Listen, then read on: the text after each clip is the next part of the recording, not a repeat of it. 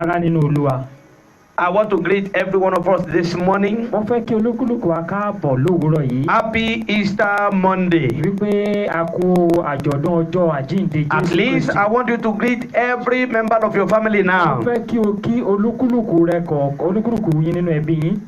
Tell them Happy Easter Monday. Pé wọn pé a kú àjọyọ̀ àjíǹde Jésù. Shall we pray together? Ẹ jẹ́ ká gbàdúrà papọ̀. Everlasting Father, we want to appreciate you this morning for giving us the grace to witness this day. Ayérayé nínú ọ̀run, a dúpẹ́ fún oore ọ̀fẹ́ tẹ́ fún wa láti rí irú àyájọ́ ọjọ́ òní. As you go into your work this morning, Nígbà tí a ń lọ sínú ọ̀rọ̀ èèyàn Ọlọ́run you àgbáyé. bless every one of us in the name of Jesus. Ẹ ó bùkún ayé olúkúlùkù wa kọ̀ọ̀kan lórúkọ Jésù. Thank you, faithful Father. Ọlọ́run ẹ ṣé o. For in Jesus' precious name we pray. Lórúkọ Jésù Kristi ni a gba àdúrà. Amen. Amen. Once again, I welcome every one of us into this special Monday, Good Monday. Mo kí yín káàbọ̀ pàtàkì jùlọ sínú àjọyọ̀ ọjọ́ àjíǹde èyí tí a ṣe nínú ọdún yìí.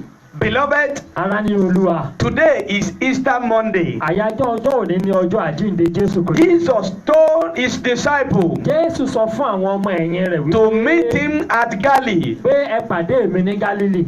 I declare today, Mo wá sọ báyìí wípé you will have the Galilee experience this morning in the name of Jesus. ó ní ìrírí Gálílì lónìí lórúkọ Jésù I said Kristi. you have the Galilee experience this morning in the name of Ó ní Jesus. ìrírí Gálílì lówùúrọ̀ yìí lórúkọ Jésù Kristi. The topic that we are looking at this morning, Àkórí ọ̀rọ̀ tá à ń gbéyàwó lónìí sọ wípé he is risen and alive. ó sì ti jí ó wà láàyè. Jesus is risen and alive. Jésù Kristi ó ti jí ó sì wà láàyè. Turn your Bible with me to the book of Acts of the Apostles chapter 2 verse 22 to 24. Ṣí Bíbélì rẹ pẹ̀lú mi sí Ìṣe àwọn Àpọ́stélì orí ìkejì láti ẹsẹ̀ kejìlélógún títí dé ẹsẹ̀ kẹrìndínlógún rẹ̀. Acts chapter 2 verse 22 to 24. Ìṣe àwọn Àpọ́stélì orí ìkejì láti ẹsẹ̀ kejìlélógún títí dé And ìkẹrìndínlógún. also Matthew 28 verse 1 to verse 7. Àti ìwé Mátíù orí kejìdínlọ́gbọ̀n láti ẹsẹ̀ ìkíní títí dé ìkeje. I read from the book of Acts chapter 2 now. Men of Israel, listen to this. Jesus of Nazareth was a man accredited by God to do to you by miracles, wonders, and signs, which God did among you through him, as you yourself know. This man was handed over to you by God's set purpose and for knowledge, and you, with the help of wicked men, put him to death by nailing him to the cross. Verse 24, where we're going to stop. But take note of that statement. But God raised him from the dead, freeing him from the agony of death, because it was impossible for the death to keep its hold on him. Ẹ̀yin ènìyàn Ísírẹ́lì, ẹ gbọ́ ọ̀rọ̀ wọ̀nyí. Jésù ti Násárẹ́tì, ọkùnrin tí a fi hàn fún yín láti ọ̀dọ̀ Ọlọ́run wá, láti pàṣẹ iṣẹ́ agbára àti ìyanu àti fífi àmì Ọlọ́run tí ọwọ́ rẹ̀ ṣe láàrin yín bí ẹ̀yin tìkára yín ti mọ̀. 23. Ẹni tí a fi lé yín lọ́wọ́ nípa ìpinnu ìmọ̀ àti ìmọ̀tẹ́lẹ̀ Ọlọ́run, òun ni ẹ̀yin mú tí ẹ ti ọwọ́ àwọn ènìyàn búburú kàn mọ́ àgbélébùú tí ẹ sì pa. 24. Ẹni tí Ọlọ́run gbé dìde nígbà tí ó ti tú ìrora ikú nítorí tí kò ṣe iṣẹ́ fún un láti dì í mú. Matthew 28 verse 1 to verse 7. Ìwé Mátíù orí kejìléníọgbọ̀n ẹsẹ̀ ìkíní sí ìkeje rẹ̀. After the Sabbath had dawned on the first day of the week, Mary Magdalene and the other Mary went to look at the tomb. There was a violent earthquake, for an angel of the Lord came down from heaven, and going to the tomb, rolled back the stone and sat on it. His appearance was like lightning, and his clothes were white as snow. Verse 4, the guides were so afraid of him that they shook and became like dead men. Verse 5, the angel said to the woman, Do not be afraid, for I know that you are looking for Jesus, who was crucified. Verse 6. He is not here. He has risen, just as he said. Come and see the place where he laid. Verse 7, where we are going to stop. Then go quickly and tell his disciples, he has risen from the dead and is going ahead of you into Galilee. There you will see him. Now I have told you. Ní òpin ọjọ́ ìsinmi bí ilẹ̀ ọjọ́ kìíní ọ̀sẹ̀ ti bẹ̀rẹ̀ sí mọ́, Maria Magdalene àti Maria kejì wá láti wo ibojì náà, sì wò ìṣẹ̀lẹ̀ ńlá ṣẹ̀ nítorí àwọn áńgẹ́lì Olúwa ti ọ̀run sọ̀kalẹ̀ wá. Ó sì yí òkúta náà kúrò, ó sì jókòó lé e. Ojú rẹ̀ dàbí mọ̀nàmọ́ná, aṣọ rẹ̀ sì fún bí ẹ̀gbọ̀n òwú. Nítorí ẹ̀rù rẹ̀ àwọn olùṣọ́ wárìrì, wọ́n sì dàbí òkú. Áńgẹ́lì náà sì dáhùn, ó sì wí fún àwọn obìnrin náà pé ẹ má bẹ̀rù, nítorí èmi mọ̀ pé ẹ̀yin ń wá Jésù, ẹni tí a kàn mọ́ àgbélébùú. Kò sí níhìn-ín, nítorí ó ti jí dìde gẹ́gẹ́ bí ó ti wí. Wá, ẹ wo ibi tí Olúwa dùbúlẹ̀ sí. Verse 7. Ẹ yára lọ sọ fún àwọn ọmọ ẹ̀yìn rẹ̀ pé ó ti jíǹde kúrò nínú òkú. Wò ó ṣáájú yín lọ sí Gálílì, níbẹ̀ ni ẹ̀yin yóò gbé rí i. Wò ó, mo ti sọ fún yín. Hallelujah. Amen. Is risen and alive. Ó ti jí dìde, ó sì wà láàyè. That is the topic that we are looking at this morning, Easter Monday. Èyí tí à ń gbé yẹ̀wò ní ayẹyẹ ọjọ́ àjíǹde lónìí nìyí. We are here this morning to celebrate the resurrection of Jesus Christ. A wà níbí lónìí láti ṣe àjọyọ̀ àjíǹde Jésù Kristi. The resurrection is the cornerstone of our faith. Àjíǹde Jésù Kristi, òun náà ni agbára èyí tó dàbí ìgbàgbọ́ wa. Our faith is dedicated on the belief that Jesus Christ is not only dead on the cross. Ìgbàgbọ́ wa ni wípé kìí ṣe pé Jésù ó kú lórí igi àgbélébùú nìkan. But that he rose from the dead. Bí kò ṣe wípé ó jí dìde kúrò ní ipò òkú. If it were not a reality, tí ò bá jẹ́ ohun tó ṣe fojú rí ni, there will be no Christian faith. Kò ní sí ìgbàgbọ́ bí ọmọ Kìrìsìtẹ́nì. According to 1 Corinthians chapter 1 verse 18. Gẹ́gẹ́ bí a ti kọ̀wé rẹ̀ nínú Kọ́ríńtì kìíní orí ìkíní ẹsẹ̀ ìkejìdínlógún rẹ̀. He said, for the message of the cross is foolishness to those who are perishing, but to us who are being saved, it is the power of God. Nítorí pé wèrè ni ọ̀rọ̀ àgbélébùú sí àwọn tí ó ń ṣègbé, ṣùgbọ́n sí àwa tí a gbàlà, agbára Ọlọ́run ni.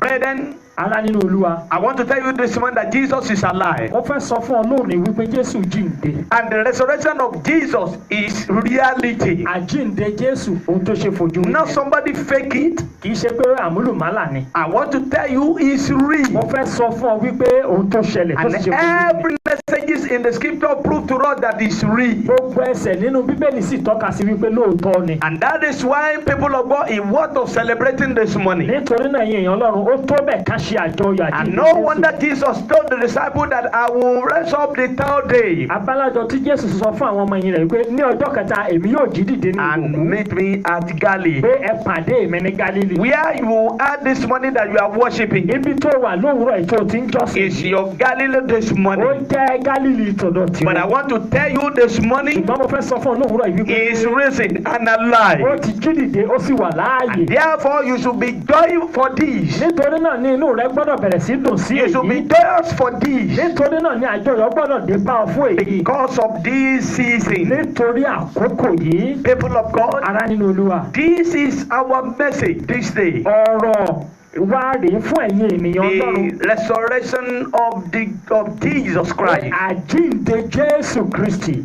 What the resurrection of Jesus Christ has brought to us now? kí wá ní àjíǹde Jésù Kristi kí ló wá mú wá fún wa If báyìí? he's alive, tó bá jẹ́ pé lótìtọ́ ló wà láàyè. what are those things that we can gain from it in such a time like kí this? wá ní ohun tí ó jẹ́ wọn àmúyẹ tá a lè gbámú nínú irú nǹkan báyìí tó So ṣẹlẹ̀? that our celebration can be meaningful. kí àjọyọ̀ wa kó lè ní ìtumọ̀. So that we'll be able to know that there is need for us to celebrate this season. ká lè mọ̀ wípé lótìtọ́ ó yẹ ká ṣe àjọyọ̀ rẹ̀ nírú àkókò báyìí. Number one, àkọ́kọ́ ni wípé. as I've said, that is risen and alive is our topic this gẹ́gẹ́ morning. bí mo ti sọ pé àkọlé ọ̀rọ̀ wa ni wípé ó ti jí dìde ó sì wà láàyè. And one of the things that we are gaining from it this morning, ohun tí ó wá jẹ́ èrè fún wa níbẹ̀ náà ni wípé. number one, because his resurrection give us guarantee that our own resurrection, when he come again, we will be resurrected with him. ó fi ìdájú hàn wípé lótìtọ́ àjíǹde rẹ̀ ó fún wa ní ọkàn balẹ̀ àti ìgboyà wípé nígbà tí ó bá padà wá àwa náà yóò di ẹni ìgbàsókè pẹ̀lú rẹ̀. People of God, ara nínú Olúwa. his resurrection, I give you every evidence that when he come back, you will be alive together with him. ó àjíǹde rẹ̀ ó fi hàn wá wípé nígbà tí Jésù bá padà wá àwa náà ó wà láyé láti gbà á láti ti di ẹni ìgbàsókè pẹ̀lú rẹ̀. Let me tell you, believer, this morning, ẹ̀yin èèyàn Ọlọ́run jẹ́ kí n sọ báyìí fún yín wípé. as a believer, gẹ́gẹ́ bí ọmọ Ọlọ́run death alààyè. can never harm us any longer. ikú ò lè lo ohunkóhun láti ṣe lórí wa mọ́. Because Jesus has conquered the death for us. nítorí pé Jésù ti ṣẹ́gun ikú fún wa. It gives us victory and eternal life. ó fún wa ní ìyè àìnípẹ̀kun àti ìṣẹ́gun lórí ikú. And that is why when you leave this world, nítorí náà ni ó jẹ́ wípé tó o bá kúrò nínú I ayé want to yìí. assure you this morning mo fẹ́ sọ èyí dájú fún ọ that wípé. there is life for you after death. pé lẹ́yìn ikú ayé míì sì tún wà fún wa. Don't think that everything ended here. má wò wípé ohun gbogbo náà ni ó parí síbí. After you have left this place, tó o bá ti kúrò nínú ayé tẹ a wà yìí. you have an eternal life. o ní ilé ayérayé tí o máa gbé.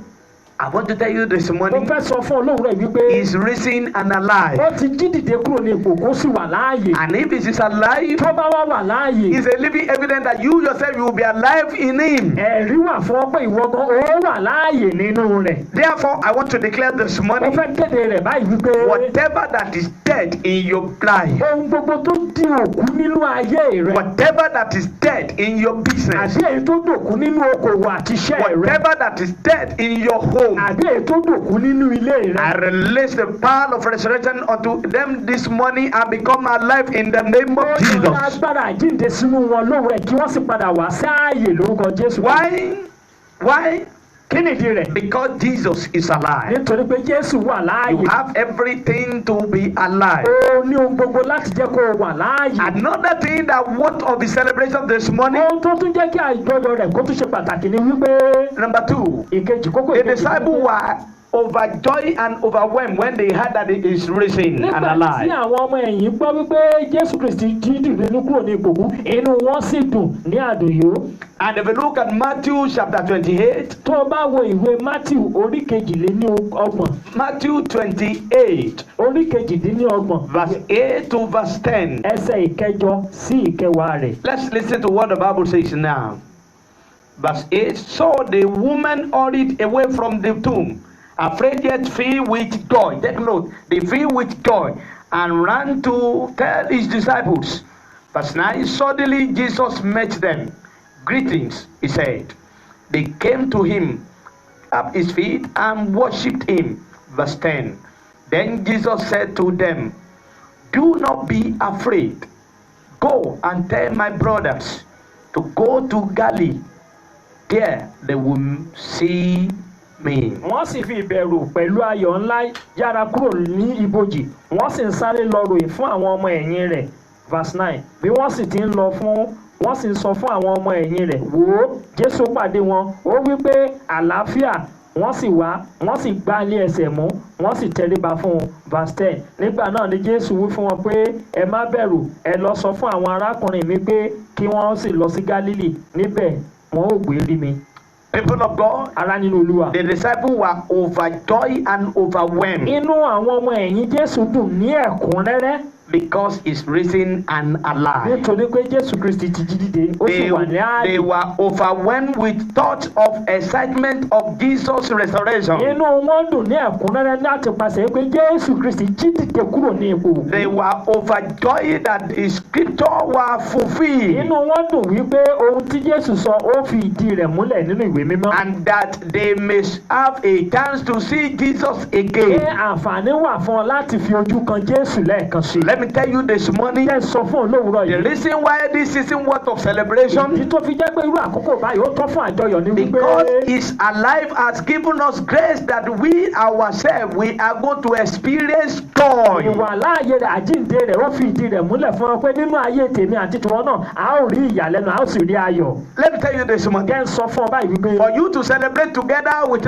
us this morning, láti lè ṣe àjọyọ̀ papọ̀ pẹ̀lú wa lówùúrọ̀ yìí. is a living evidence that the joy of God will come to your life. ó fi ìdí rẹ̀ múlẹ̀ wípé ayọ̀ Ọlọ́run yóò tọ̀ ọ́ wá. The joy of God will come to your home. ayọ̀ Ọlọ́run yóò wọ ìdílé rẹ And wá. the joy of the Lord will come to our nation. ayọ̀ Ọlọ́run yóò sì tọ̀ orílẹ̀-èdè yìí wá. Therefore, don't be afraid any má longer. jẹ́ kẹ́rù ohunkóhun ó bà ọ́ This rárá. season has ushered joy unto our life. àsìkò tí a wà yìí ó ti mú ayọ̀ bá And I ayé wa. declare this morning, mo wá kéde rẹ̀ lówùúrọ̀ whatever that you are passing through presently, ohunkóhun tó ń là kọjá ní ìsìn. that don't allow your joy to be èyí full. tí ò jẹ́ kí ayọ̀ rẹ kún ní I come ẹ̀kúnrẹ́rẹ́. against them this morning ó ṣiṣẹ́ lòdì sí wọn by lónìí. the power of resurrection and life of bára Jesus. àjíǹde Jésù And I Kristi. declare you will experience your joy ó in wá the sọ name of wípé Jesus. ó ní ìrírí ayọ̀ lórúkọ Jésù Because Kristi. that is one of the things that this season has ushered nítorí us. pé ó wà lára àwọn nǹkan tí àkókò yìí tó mú wá fún wa. When the disciples heard that Jesus has risen and alive, nígbà tí àwọn ọmọ ẹ̀yìn gbọ́ wípé Jésù jí dìde kúrò ní ipò òkú ó they sì wà were láàyè. overwhelmed and overjoyed. inú wọn dùn ó sì dùn ní ẹ̀kúnrẹ́rẹ́. Therefore, nítorí náà we ourselves, àwa gan pàápàá we should be joyous in such a time like this. nírú àkókò báyìí inú wa gbọ́dọ̀ dùn kó sì dùn ní ẹ̀kúnrẹ́rẹ́. Because his resurrection has offered us joy. nítorí pé àjíǹde rẹ̀ ó ti mú ayọ̀ bá ayé wa. Therefore, don't be sad. ẹ má jẹ́ kí inú wa kó má ṣe dùn. Be full of joy this time jẹ́ kí ọkàn around. rẹ kún fún ayọ̀ nírú àkókò And I yìí. declare this morning, mo wá kéde rẹ̀ sínú ayé wa lóòrùn blessing yìí. that will make your joy to be full shall be released in your life in the name ìbùkún of tí ó jẹ́ Jesus. kí ayọ̀ rẹ kún ní ẹ̀kúnrẹ́rẹ́ bàbá yóò yọ̀ǹda rẹ̀ sínú And ayé the rẹ̀. third thing that this season has ushered us, ìkẹta ohun tí àkókò báyìí tó mú wá fún wa ni when wípé they heard that he is risen and alive. nígbà tí wọ́n gbọ́ pé ó ti kú ó sì ti wà ní ààyè padà. If you look at that Matthew chapter 28 verse 16 to 20, Bible says something there. tó o bá wo ìwé Mátíù orí kejìdínlọ́gbọ̀n ẹsẹ̀ ìkẹrìndínlógún títí dé kejìdínlógún bíbélì sọ nǹkan níbẹ̀. Verse 16 to verse 20. The Bible says something there. Then the 11 disciples went to Galilee, to the mountain where Jesus had told them to go. When they saw him, they worshipped him, but some doubted. Verse 18. Then Jesus came to them and said, all authority in heaven and on earth has been given unto me. Therefore, go and make disciples of all nations, baptizing them in the name of the Father and of the Son and of the Holy Spirit, and teaching them to obey everything I have commanded you. And surely I'm with you always to the very end of the age. nígbà náà ni àwọn ọmọ ẹ̀yìn rẹ̀ mọ́kànlá lọ sí Gálílì sí orí òkè tí Jésù sọ fún wọn. nígbà tí wọ́n sì rí i wọ́n forí balẹ̀ fún un ṣùgbọ́n àwọn mìíràn ṣe iyèméjì. Jésù sì wá ó sì sọ fún wọn wípé gbogbo agbára ní ọ̀run àti ayé lè a fi fún mi.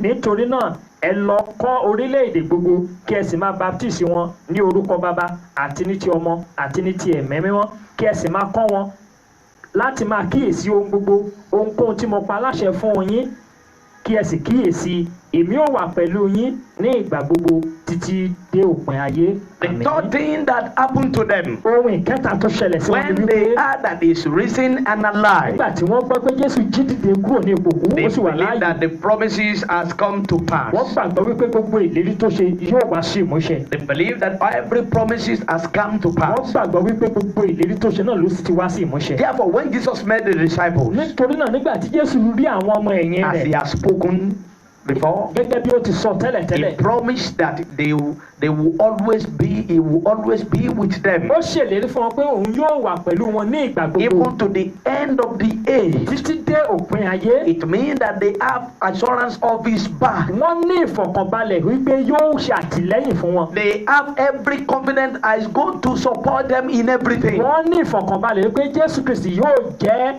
igi lẹ́yìn ọgbà fún It wọn. means that this season as well, ó túmọ̀ sí wípé nírú àkókò báyìí. this season has ushered us a total backup from the Lord. ó fún wa ní ìfẹ̀yìntì láti ọ̀dọ̀ Ọlọ́run. Therefore, people nítorí of náà God, ara nínú Olúwa. don't be afraid of anything. má jẹ́ kí ẹ̀rù ohunkóhun kó bà If wọ́n.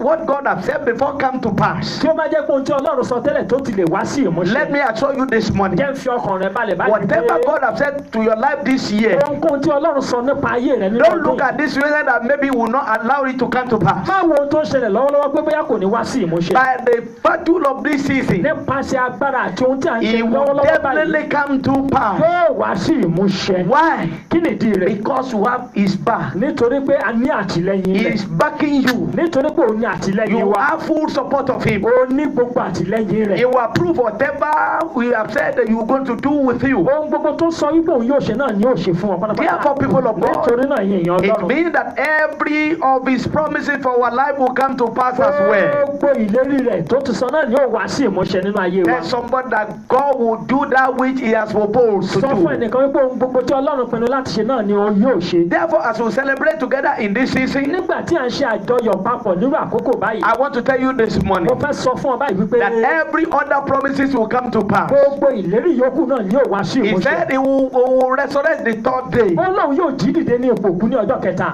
And it happened. ó sì ṣẹlẹ̀ And bẹ́ẹ̀. when the disciples get to Galilee, nígbà tí wọ́n àwọn ọmọ ẹ̀yìn rẹ̀ dé Gálílì they met him wọ́n rí i and níbẹ̀. he declared to them, wọ́n sì kéde rẹ̀ fún wọn wípé peace be unto you, àlàáfíà ni fún and I yín. will surely be with you all the time. èmi yóò sì wà pẹ̀lú yín nígbà gbogbo. Therefore, nítorí náà you have the support of God this morning as well ó in ní this season. àtìlẹ́yìn Ọlọ́run nírú àkókò tí a wà yìí bákan náà. Don't be afraid of anything around you má jẹ́ kí again. ẹ̀rù ohunkóhun kó bà ọ́ ní agbègbè rẹ̀. Don't be afraid of anybody around you má jẹ́ again. kí ẹ̀rù ènìyàn kó bà ọ́ rárá àti rárá. Because you have total support of the Lord this torí morning. pé Ọlọ́run ni àtìlẹ́yìn rẹ And I lónìí. declare to you this ó morning, wá kéde rẹ̀ sínú ayé rẹ̀ báyìí as pé you go on celebrating his restoration, nígbà tí à ń lọ tí à ń ṣe àjọyọ̀ àjíǹde rẹ̀. God will see you through in the name of Ọlọ́run Jesus. yóò wà pẹ̀lú rẹ lórúkọ Jésù Kristi. And your joy will be full in the name of Jesus. ayọ̀ rẹ yóò sì kún ní ẹ̀kúnrẹ́rẹ́ lórúkọ Jésù And the Kristi. peace that this season has ushered us àti àlàáfíà tí àkókò yìí mú wá fún wa. shall be yours in the name of Jesus. yóò jẹ́ ìpín rẹ lórúkọ You are the Jésù one that I'm Kristi. talking to. ìwọ gangan ni mò ń bá wí You báyìí o. will enjoy his peace. ó gbádùn àlàáfíà Ọlọ́run. You will enjoy his joy ó gbádùn ayọ̀ Ọlọ́run. in the name of lórúkọ Jesus. Jésù Kristi ti Shall we Násárẹ́tì. pray ẹ together? jẹ́ ká gbàdúrà. Are you ready to pray with me in such a time like ẹ this? ṣe láti gbàdúrà pẹ̀lú mi nírú àkókò báyìí. In this Easter Monday, nírú àkókò ìsìn àjíǹde yìí. I want you and your family to see it as an opportunity to pray mo together. fẹ́ kó o rí gẹ́gẹ́ bí àǹfààní fún wa àti ẹbí rẹ láti kóra yín jọ láti gbàdúrà papọ̀. Therefore, follow me as we take all this prayer point. kó o tẹ̀lé mi nígbà tí a ń lọ nínú àwọn àdúrà wọ̀nyí. You talk to the Lord this morning. ó sọ fún Ọlọ́run báyìí wípé. I confront every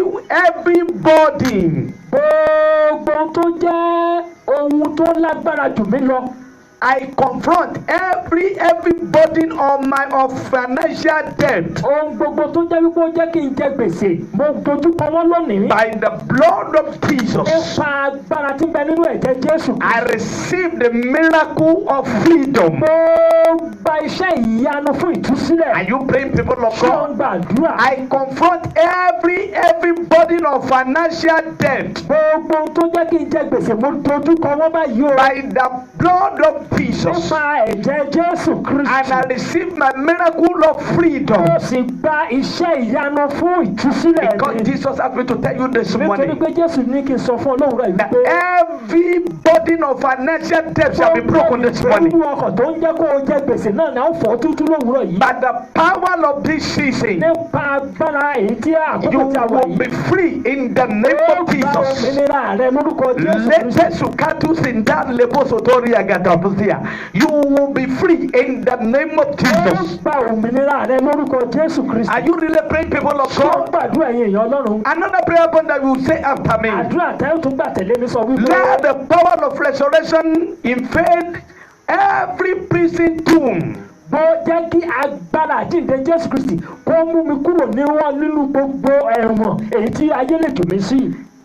Encasing my destiny èyí tó lòdì sí àyànmọ́ mi. and uproot my buried glory to shine again. gbogbo ògo mi tí a ti rì mọ́lẹ̀ kí Ọlọ́run kó wú jáde kó sì bẹ̀rẹ̀ sí tàn padà. Let the power of resurrection invade every prison tomb. gbogbo agbára àjíǹde Jésù Kristi ó yá ẹ lọ síbi tí gbọ̀ngàn ibi tí a di nǹkan mi mọ́ tí a rì mọ́lẹ̀ sí. Encasing my destiny, èyí tó lòdì sí ògo ayé mi. uproot my buried glory to Olúwa shine gbogbo ògo again. mi tí a ti rì mọ́lẹ̀ ó yá ẹ wú jáde kó sì Let bẹ̀rẹ̀ sí the tàn power of padà. resurrection of Jesus Christ set me free. àjíǹde Jésù kó dá mi láre kó sì tú mi sílẹ̀. Let the power of resurrection of our Lord Jesus Christ set my destiny free. agbára àjíǹde Jésù Kristi kó tú àyànmọ́ mi sílẹ̀. Are you really praying, ǹjẹ́ o people tiẹ̀ ń of God? gbàdúrà ẹ̀yin ará? Yes. Are you really praying, people of ǹjẹ́ o God? tiẹ̀ ń gbàdúrà ẹ̀yin èèyàn Ọlọ́run? You take this one after me ó again. sọ báyìí tẹ̀lé mi wípé By fire, by force, nípa agbára iná àti I dandandandandan. possess my long overdue promotion now. gbogbo ìgbéga mi tó yẹ kó ti tẹ̀ mí lọ́wọ́ tipẹ́tipẹ́ mo gbà á padà.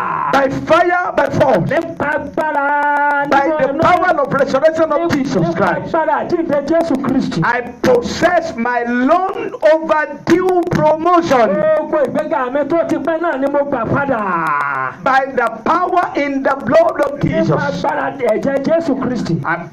Believe me this morning, people of God. gbà mí gbọ́ lónìí ẹ̀yin èèyàn This Ọlọ́run. season will change your status. àkókò yìí náà yóò yí ayé rẹ The padà. Lord asked me to tell you this morning Ọlọ́run ní kí n sọ fún ọ báyìí that this season will change your status. pé àkókò tí a wà yóò yí ìgbé ayé rẹ By padà. fire, by force, nípa agbára iná. by the power of resurrection of our Lord Jesus Christ. àjíǹde Jésù Kristi. I change your status this morning in the name of mo yí Jesus. ìgbé ayé rẹ padà fún ògo Olúwa lórúkọ Jésù Kristi.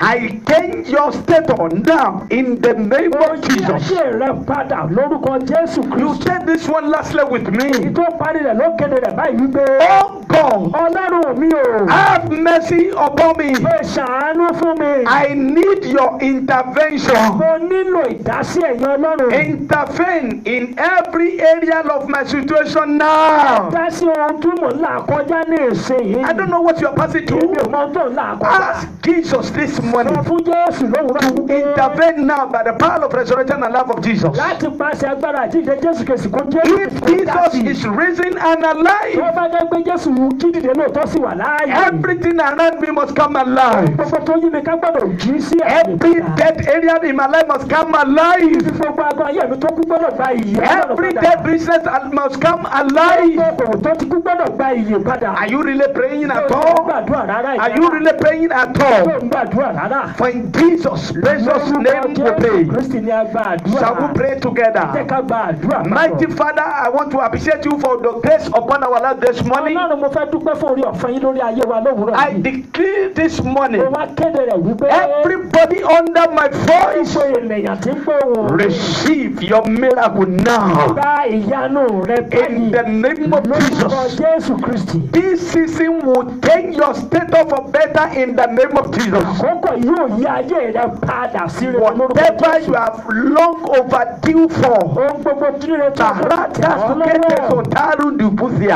by the power of resurrection and life of Jesus, nípa agbára àjíǹde nínú ayé Jésù Kristi. I release unto you now. àyọ̀dá rẹ̀ lé ọ lọ́wọ́ In báyìí the name of lórúkọ Jesus, Jésù Kristi. every challenge is around you. gbogbo ìpèníjà tó yí ọ ká. The Lord will settle them Ọlọ́run now. yóò tán gbogbo rẹ̀. In the name of lórúkọ Jesus, Jésù it Kristi. is done. ó ti ṣeé ṣe. Amen. Amen. amen. This message is coming to you from Emmanuel Baptist Church, Ifako, Agege, Lagos. Iṣẹ́ ìránṣẹ́ yìí wá láti inú ìjọ Emmanuel Baptist Church fún Alao Street, Ìfakọ̀ Agége, Lagos. Under the ministry of Reverend J.B. Olukorede. Láti abẹ́ iṣẹ́ ìránṣẹ́ bàbá wa nínú Olúwa J.B. Olukorede. For your counseling or prayer, Fún ọ̀rọ̀ ìtùnú àti àdúrà. you can call this number Ẹ lè pe ẹ̀rọ ìbánisọ̀rọ̀ wọ̀nyí. 080 080 27 56 56 04 04 86. 86. I call it again. Mo pe ẹ̀rọ ìbánisọ̀rọ̀ yìí lẹ́ẹ̀kan sí. 080 080 27 27